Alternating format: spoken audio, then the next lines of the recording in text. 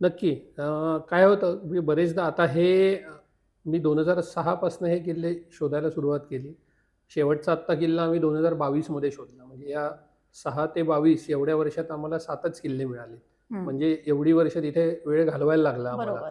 तर तो थोडा पेशन्स ठेवला पाहिजे. बरेचदा असं होतं, की हे पाहून उत्साहामध्ये कुठल्यातरी एखाद्या डोंगराला किल्ला म्हणून टाकतात.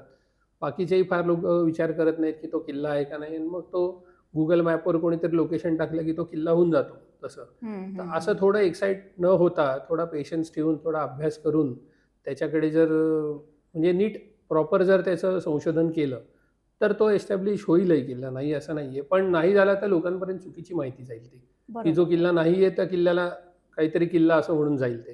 तर त्यामुळे असं जर कोणाला प्रॉपर संशोधन करायचं असेल, तर वैयक्तिक मी तर मदत करेनच. पण डेक्कन कॉलेज आहे, भारत इतिहास संशोधक मंडळ आहे, या सगळ्या संस्था आहेत. माझ्यासारखे अनेक अभ्यासक आहेत तिथे. सगळेच जण नक्की मदत करतील. फक्त आपण गेलं पाहिजे. आपण आधीच ठरवून टाकणार असू, की हा किल्ला आहे आणि आम्ही कोणाशीच चर्चा करणार नाही, तर असं होणार नाही. आणि याची एक स्टेप बाय स्टेप पद्धत आहे सगळं. एक्सप्लोरेशन आहे, त्याच्यानंतर तुम्ही आर्टिकल लिहा.